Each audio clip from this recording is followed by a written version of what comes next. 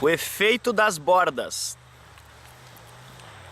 Trabalhando com agricultura nesses últimos 20 anos, alguns períodos intensamente e outros nem tanto, mas agora eu consigo ficar assim, ó, com as mãos e com as unhas cheias de terra. Não vou mostrar o meu pé aqui porque senão vai causar espanto. Eu tenho visto, ao passar desses anos, diversas situações. Agora, recentemente, o forte crescimento do orgânico nesses últimos 10 anos se intensificou. Os orgânicos estão realmente ganhando seu espaço novamente, porque é válido lembrar que, vamos falar que há 70 anos atrás, talvez, não dá para especificar uma data, mas é a Revolução Verde, nos anos 70, pode ser, vamos usar a data dos anos 70. Antes disso, as plantações eram orgânicas. Muitas pessoas lembram, ainda os mais velhos lembram. E as histórias e os relatos que nós vemos nas enciclopédias, os cursos de plantações, eu que já fiz alguns tipos de cursos, nós notamos bem claro assim a diferença, né, conforme o tempo vai passando, que para falar do mesmo assunto se utilizam novos termos, né? Claro, as primeiras vezes que eu tive contato com a agricultura, eu trabalhava numa propriedade média que produzia hortaliças. Eu era bem novo, devia ter uns 13 anos, já faz bastante tempo. Nessa propriedade, a principal cultura era a alface. Mas era uma alface produzida com veneno e com adubos químicos solúveis. Muitas vezes o produto é orgânico, mas ele não foi cultivado organicamente. Agora nós temos uma... Por que eu estou falando sobre isso, né? Fazendo esse apanhado da história para falar sobre a nossa região e o que nos interessa. A certificação do orgânico, muitas vezes, ela é rígida e tem que ser, mas tem certas partes, digamos assim, o lado escuro da plantação orgânica, que é o que não se pode ver, porque o certificado acontece, eles acompanham a produção e eles certificam. Mas se o agricultor bota ureia, por exemplo, na sua produção, isso é uma coisa que prejudica o solo e que faz mal para a nossa saúde. Mas isso não tem como detectar isso. Porque uma planta, então, vamos lá, uma plantação de orgânicos, ela, por não usar veneno ou defensivo agrícola, como vocês quiserem chamar, agrotóxico, isso é uma coisa. Adubação química é outra coisa. Aí tem mais uma coisa que é a preparação do solo, se ele é feito de uma forma natural ou se ele é feito de uma forma mecanizada. Então se for mesmo, né, botar na ponta do lápis e anotar todos os itens e for radical mesmo, ou se quiser fazer mesmo, falar de verdade, como eu digo, né, vamos falar sobre um assunto, vamos falar sério sobre esse assunto, tá bom. Esses orgânicos de hoje em dia não são lá grandes coisas, não é realmente orgânico 100%. Mas sem aquele papo de ecochato, né? Eu não gosto de ecochato, não gosto mesmo, nada contra. Mas eu vejo que o radicalismo, ele afasta as pessoas, né? Seja qual for o assunto. A gente pode falar sobre amor. Um amor radical vira uma doença, vira uma neurose. A plantação orgânica, se levar ela radicalmente, também acaba virando uma neurose. Mas dentro disso, nós não podemos deixar ela chegar no outro lado. Que é assim, faz de conta que é orgânico. Ah, a gente não usa veneno. Tá, mas isso é só o primeiro passo. E a adubação é feita com o quê? Né? Então, sendo repetitivo, adubos químicos concentrados, solúveis, eles prejudicam o solo. Eu já falei aqui várias vezes nesse programa e eu preciso falar novamente. Os agricultores, os primeiros agricultores que plantaram na nossa região, os primeiros agricultores que cultivaram Lomba Grande, São Leopoldo, e depois eles foram indo para Taquara e para tudo mais, eles não tinham nenhum tipo de fertilizante químico. Era tudo feito tradicionalmente, como sempre foi passado de geração para geração. E era uma planta mais saudável. Mas daí a gente esbarra hoje em dia nesse mito, que eu digo assim, eu comparo a... É uma lenda isso, chega a ser ridículo. Vocês lembram da história de quem come melancia e toma leite, o estômago em pedra e a pessoa morre? Pois é, as pessoas antigamente acreditavam nisso. Eu acreditava nisso quando eu era criança. Até que um dia alguém me disse, ô meu, isso é uma brincadeira, isso as pessoas acreditavam e agora não se acredita mais. E tem gente que acredita nisso até hoje. Cada um acredita no que quiser. Esse mito que a agricultura convencional é a solução para produzir alimentos para o mundo, isso é a maior mentira que eu já escutei, uma das maiores mentiras que eu já escutei. Agora, recentemente, eu fiz uma postagem no Facebook e lá pelas tantas chegou nesse assunto, que seria já impossível agora produzir alimentos para o mundo se não fosse a mecanização e os adubos químicos e os agrotóxicos. Meu Deus do céu, claro que não. É só nós olharmos ao nosso entorno. Onde é que está o pé de alface mais perto que a gente conhece? Tirando aquela hortinha dos fundos de casa, essa não vale, essa aí é para o consumo próprio.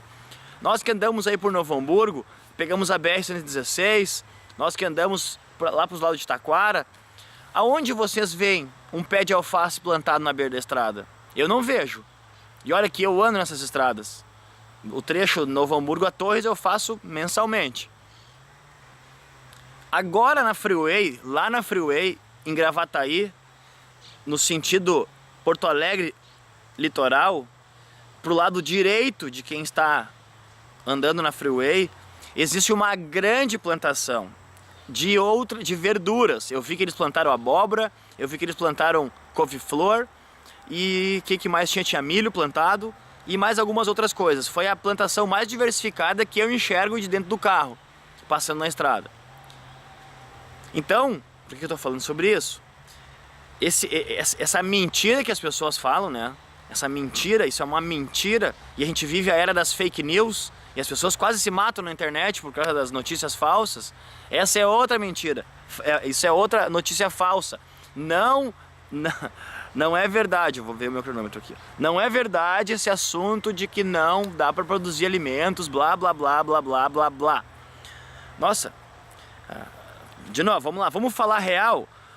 Um terço de tudo que se produz no mundo vai fora. Então, e se pegar a população do mundo e olhar quantos por cento da população passa fome no mundo, não sei o quê, não chega a um terço.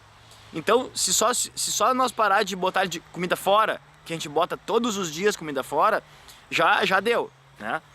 E outra coisa, o excesso de comida que sobra, esse também não é calculado, também.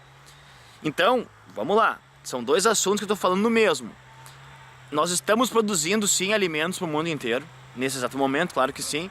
Mas as pessoas falam, mas tem gente que passa fome, mas isso não é porque não está tendo comida para todo mundo, é porque as pessoas não têm acesso, porque isso vai fora. Se essa comida fosse encaminhada corretamente, a comida está tendo na mesa de todas as pessoas. E aí agora a segunda coisa que eu estou falando. Se nós, que vivemos numa cidade grande, o Rio Grande do Sul, podemos pegar o exemplo, nós vamos pegar Novo Hamburgo. Nunca falta alimento em Novo Hamburgo, nunca falta. E nós não vemos nenhum pé de alface. Então imagina se nós estivéssemos vendo plantações para os dois lados. A estrada, a integração, quem vai de Novo Hamburgo até Lomba Grande. Ali, observem para os dois lados. Vocês não vão enxergar nenhum pé de alface. Eu uso o pé de alface como referência para verdura. Podia ser um pé de tomate. Podia ser, sei lá, qualquer coisa. Então, claro, as plantações estão mais para os interiores, estão mais para dentro. Mas é pouco que se planta. Então, se nós estamos plantando pouco e estamos conseguindo abastecer os mercados de todo o nosso planeta, Daqui 1 ano, daqui 2 anos, daqui 20 anos, daqui 30 anos, não vai faltar alimento pelo sistema tradicional, orgânico, ou pelo sistema industrializado. Esse assunto me deixa bem chateado, porque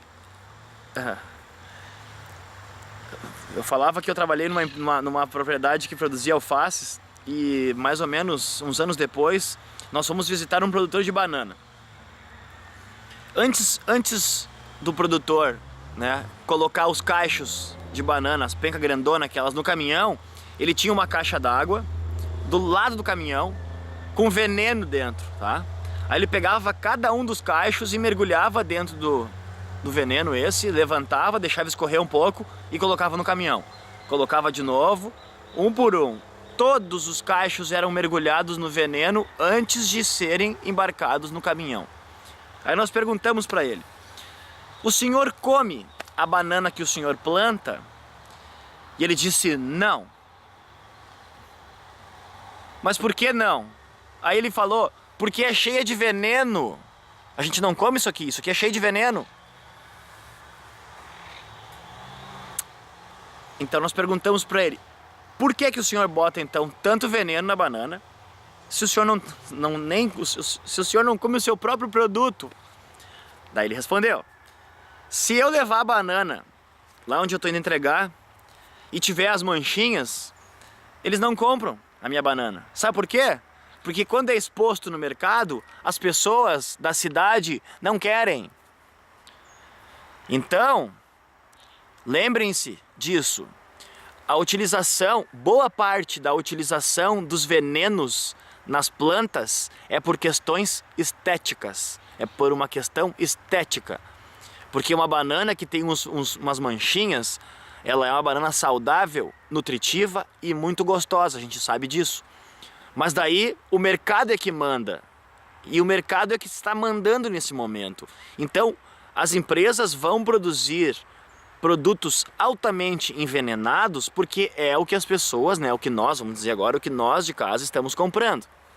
Isso é uma coisa. A segunda coisa. Eu falei uma vez com o dono de uma rede de supermercados. E eu perguntei para ele: por que o produto orgânico é mais caro? Ele me respondeu com toda a sinceridade do mundo. Ele disse: é mais caro porque se eu botar mais barato, não vai vender. Eu disse: por que então? Por favor, repete, eu quero escutar bem isso. Ele disse: eu tenho que botar mais caro porque se eu colocar mais barato, não vai vender.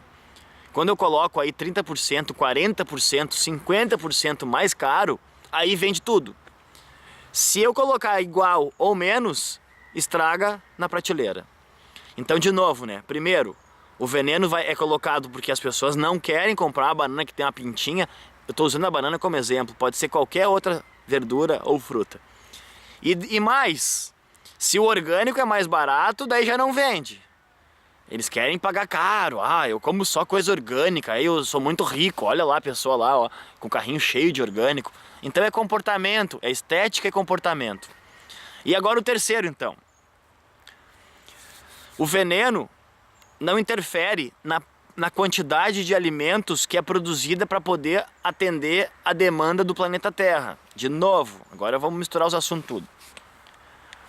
Com o que nós produzimos atualmente, já é necessário, já é suficiente, digamos assim. Claro que alguma cultura sempre falta um pouco, aí importa, exporta, não sei o que, mas sempre vai existir. Sempre existe pessoas produzindo.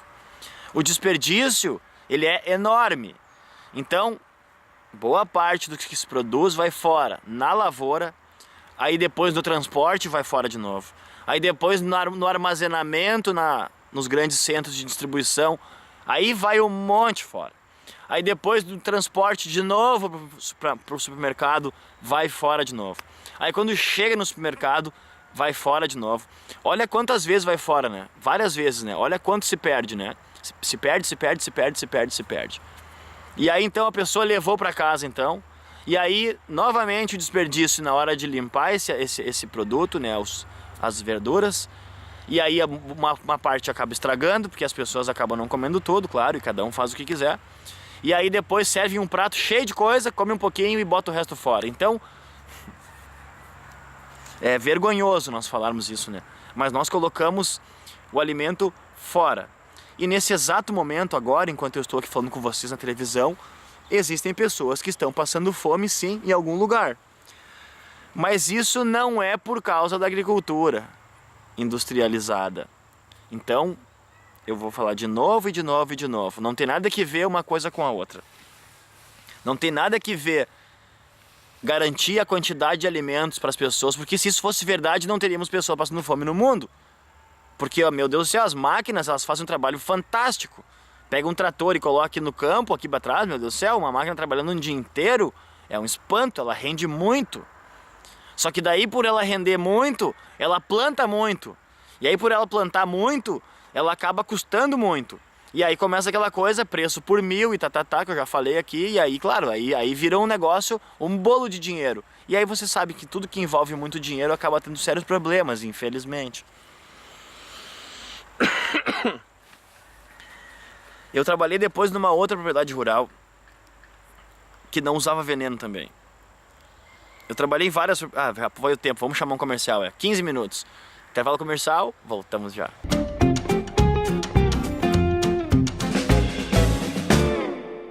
A nova prefeitura assumiu mostrando que com vontade e competência é possível alcançar grandes resultados. Foi assim que lá no início de 2017 resgatou uma verba fundamental para o futuro da nossa cidade, que muitos já consideravam perdida. Com diálogo e transparência, foram recuperados 61 milhões de reais junto ao Banco Interamericano de Desenvolvimento, o BID. São recursos muito bem-vindos que começarão a aparecer na forma de novas obras neste ano. Prefeitura Municipal, um jeito Novo Hamburgo de ser.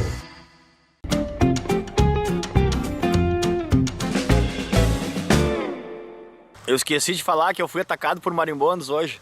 Olha aqui, ó. Aqui um me picou, até tô com a boca meio inchada ainda. E um me picou no braço aqui. Tô com o braço parecendo o braço do Popeye. Estava trabalhando perto de uma área de reflorestamento. E quando eu entrei embaixo daquela parte ali, os marimbondos me atacaram e me botaram pra correr. Foi engraçado na hora. Deixa eu largar a cuia. Bom, aí depois eu trabalhei numa outra... Ó, esse é o som da área rural, ó. É barulho de trator e é barulho de cortador de grama, de roçadeira.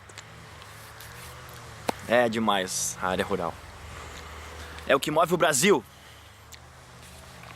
Eu trabalhei depois numa propriedade rural que produzia algumas coisas, mas o forte mesmo era a criação de animais.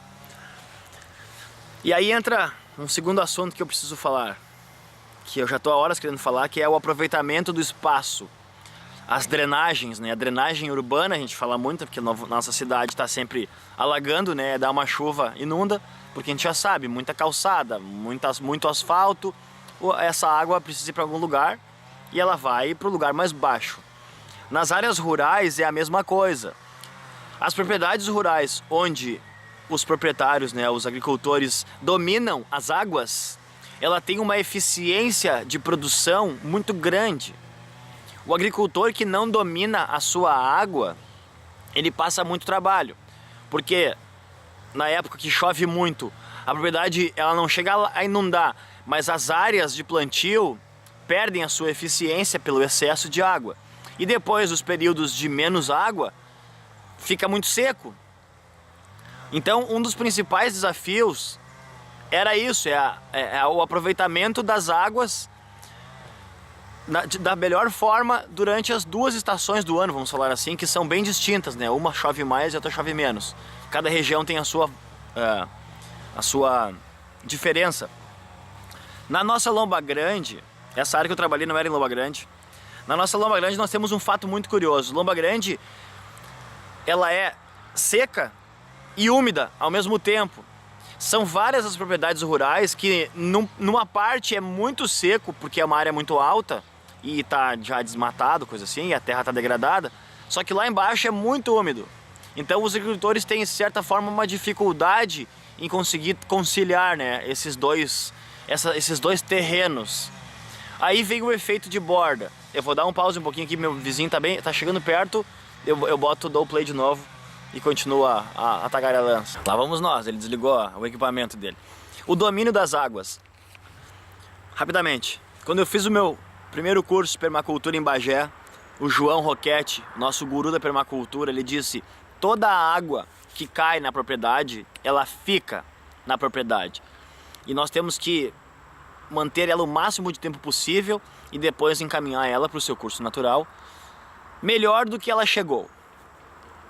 Os agricultores que dominam as suas águas nas suas propriedades rurais, eles têm uma eficiência enorme. E nessa propriedade que eu trabalhava, há muitos anos atrás, era um desastre, porque a área que se plantava era muito seca, então precisava de irrigação. Então se irrigava essa área durante o período de seca, custava muito caro. Aí depois, no período chuvoso, a área ficava, digamos assim, não é alagada, mas ela ficava muito úmida. E aí então eram dois problemas: excesso de chuva e falta de chuva. Custos elevados para a irrigação e depois eles contavam muito com a sorte para conseguir que a umidade não se acumulasse nesses canteiros. A solução qual seria? Quando eu vejo propriedades que trabalham com aquaponia, por exemplo, a pessoa começa a pensar, o agricultor ele começa a pensar mais. Isso a Emater tem feito um bom trabalho, mas precisa falar mais ainda. O primeiro passo para uma consultoria rural são as águas. Da onde vem a água da propriedade? Por onde passa a água? Por quanto tempo a água fica? Olha, dá para trabalhar um dia inteiro, dá para fazer um programa inteiro falando só sobre água. E o mais interessante disso é que ela pode ser um grande problema na propriedade, só que ela pode ser também uma grande solução.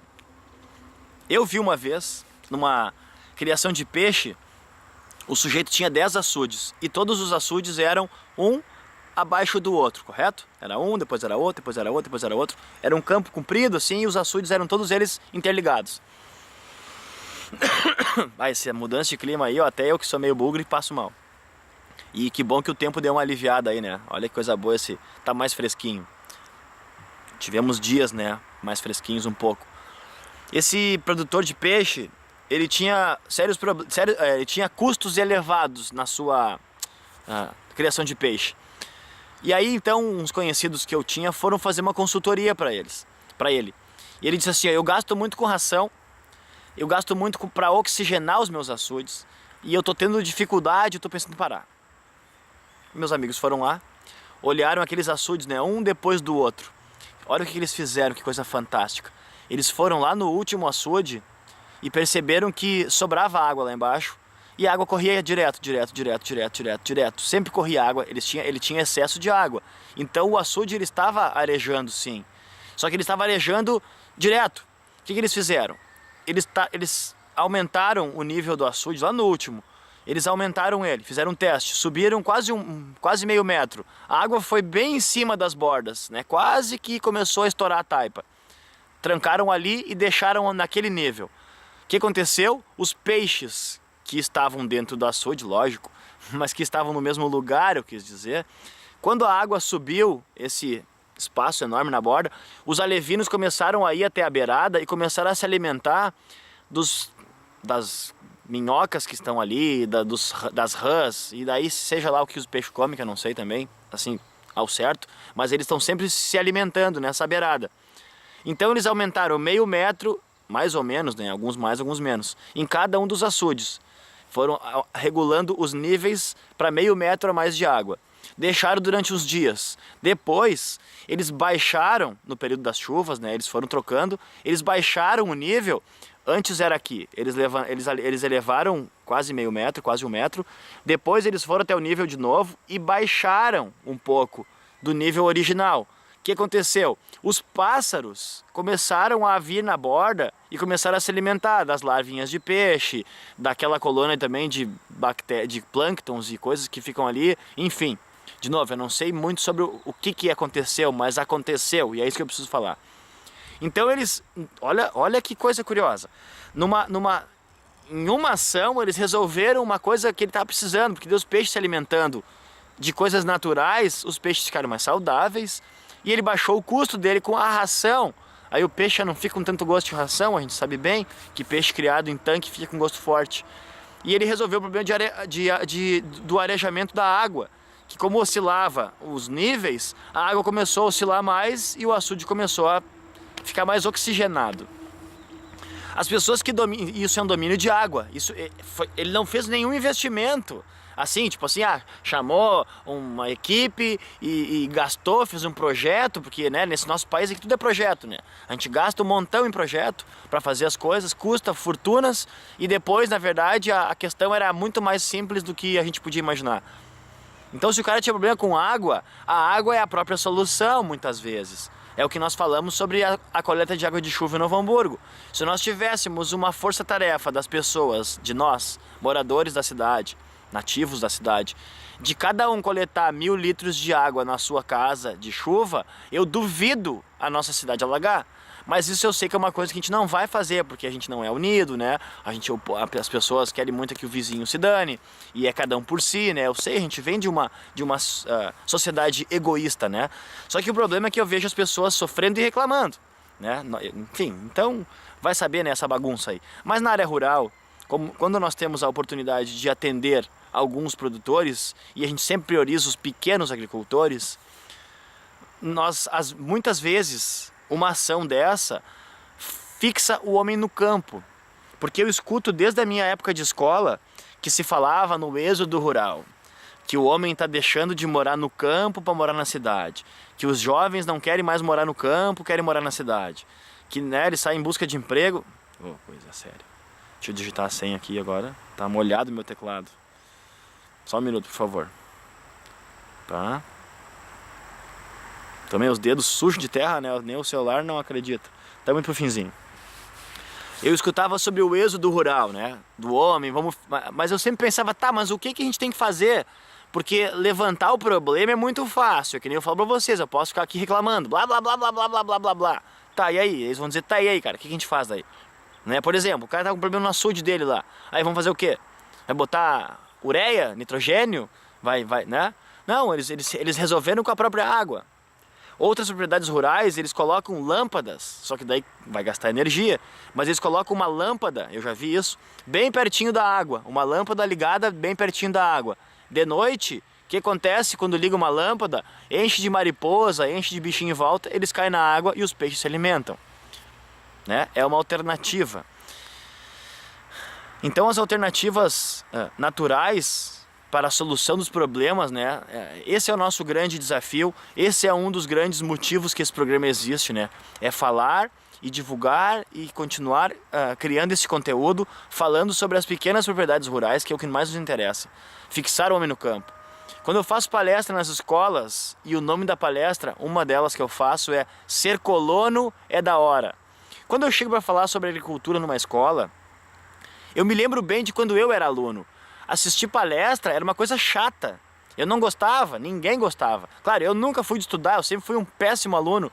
Mas mesmo os alunos que eram bons, eles também ficavam assim, ó, assistindo a palestra. Porque daí a pessoa lá e blá, blá, blá, blá, blá. Ainda mais sobre agricultura, que é um assunto que as crianças e os jovens não querem saber. Agora, quando eu chego lá, com os braços cheios de tatuagem, aí eu chego e digo, olha ali a galera do fundo, hein? Eu tava sentado há poucos anos atrás, eu sentava com vocês. Eles já, opa, qual é que é desse magrão aí, né? Aí eu começo a falar então sobre plantar e andar de skate. Sobre plantar e surfar. Eu faço esse link entre ser surfista, mas eu sou um agricultor também. Eu sou skatista, mas eu sou agricultor. Eu ando na moda, né? Eu não sigo a moda, mas eu sei o que se passa no mundo, mas eu sou agricultor. Eu digo para eles, eu sou agricultor, de origem, de família, e acabei, claro, a minha vida mudou um pouco depois, mas eu sou sim agricultor. Eu tenho plantação, eu tenho as mãos sujas, calejadas, e eu tenho orgulho da terra. Então eu vejo que eles já, opa, olha só, é uma abordagem diferente, né? E aí facilmente eu consigo então me comunicar com os jovens nas escolas. E esse ano aí já estamos com várias palestras marcadas. Ano passado eu fiz palestras na rede municipal, fiquei encantado, porque nós só vamos resolver, né, a próxima geração com educação. Educação. Me lembro muito do professor Issur falando, e depois como vereador, e agora ele é nosso deputado, né? Eu conheço o professor Issur de longa data, ele sempre falou muito em educação, e isso também ficava assim, eu dizia, educação, mas o que a gente pode fazer pela educação? Curiosamente, eu, que fui um dos piores alunos da escola, estou participando dessa batalha, né? Dessa luta, assim, e eu fico muito feliz e muito orgulhoso. Acabando o carnaval, vai começar o ano de verdade agora, né? Então, boa sorte a todos nós.